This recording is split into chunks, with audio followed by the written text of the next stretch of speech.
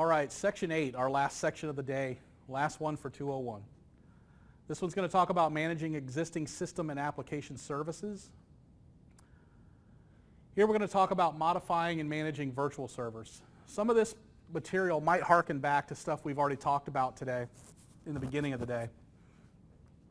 So here we're going to talk about when given a proposed virtual server config change. Could you outline the scope of the change and for which connections those connections would affect or changes would affect? Will we be affecting active connections, new connections, and persistent connections? So what they're really driving home here is they're going to give you a scenario where you've got a virtual server who's listening and currently processing traffic, and they're asking you to make a particular change to that virtual server.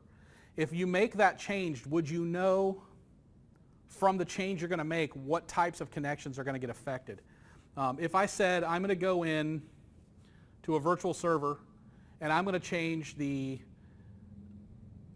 better yet, I'm going to go into the big IP platform and I'm going to take the old SSL certificate and key pair that we're using and I'm going to delete them off the box and replace them with a new cert key pair.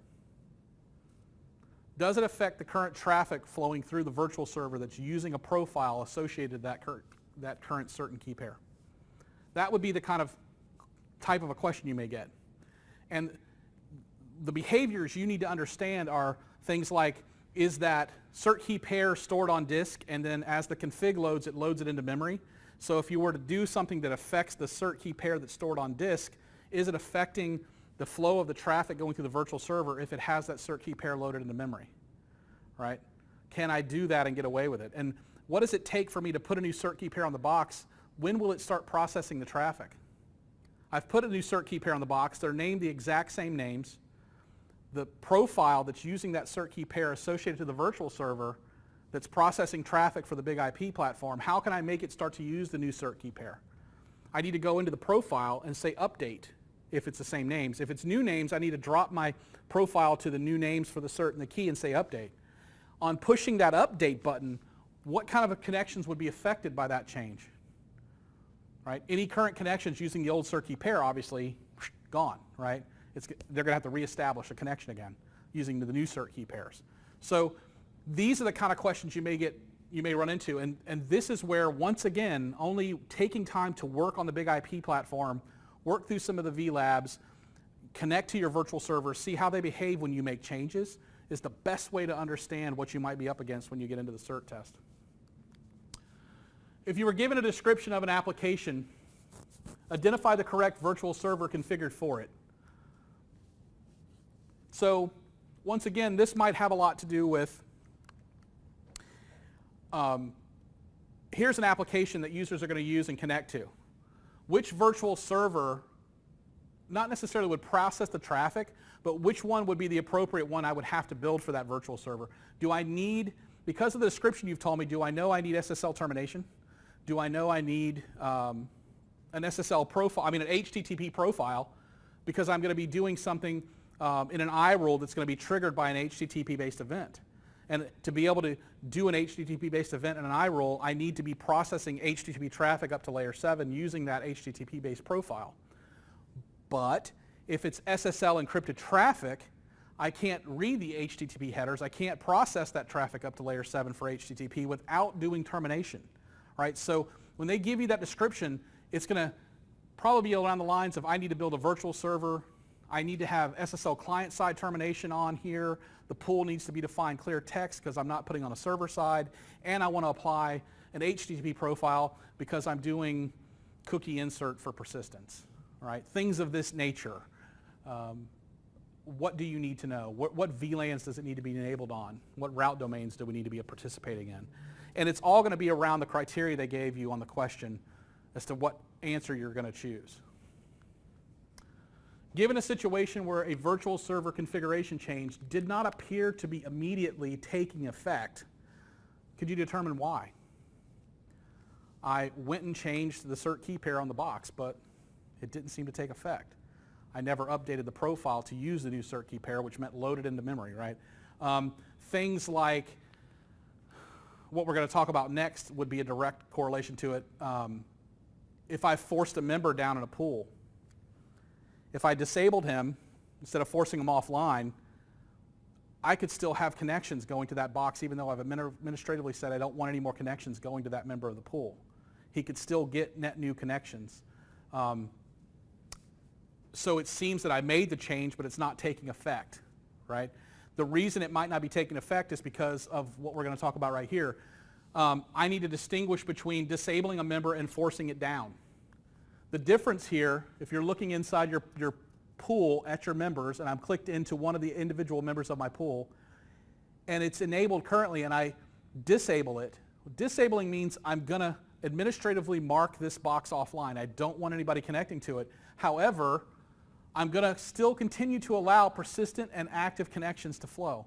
So anybody who's currently connected to the box, I'm not going to just kill their session. I'm going to let them slowly wean out. But if there was a persistence profile applied to the virtual server that's using this pool, if anybody was tied to this particular pool member that I'm disabling, I would still allow them to come back in and continue to connect to the server until that persistence record expires. Forced offline is a completely different behavior. That means I am taking this server out of the pool brutally. I'm not allowing persistence to override and let users continue to come in. The only thing that's going to be able to continue are the people that are currently connected to the box. They're allowed to continue until they're done on this particular connection for TCP. So that's the difference between disabled and forced offline, and that's another one of those things that it would seem like if I disabled it, why are new connections still coming in? It's because there may be a persistence record tied to the virtual server using the pool, and people are persistent to this server you're disabling. Kind of gives you that ghost. You think there's a ghost in the machine, right? Something's not right here. What are the use cases for disabling a member? Maybe I need to take a member out of a pool so that I can upgrade code on the back-end server on the member itself, or make a change to that member. So I need to take him out of the pool, but what I don't want to do is just brutally take him out. I want to let everybody gracefully quit using him, and once everybody's done, then we'll go in and make our changes. Once all the changes are done, we'll bring him back into the pool. This would be a disabling member. Use cases for forcing offline, I need to get him out of the pool extremely fast. So I don't want to honor persistence. Of course, I'm never going to be so brutal as to not honor those existing connections that are currently working.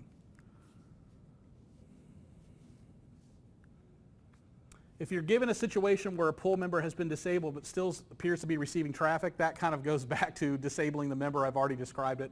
No need to describe it again. All right, our next bullet point is articulate the characteristics of a pool member that has been disabled or forced offline, such as for new connections or persistent connections. If you've disabled a member, any new connections are not going to be allowed in.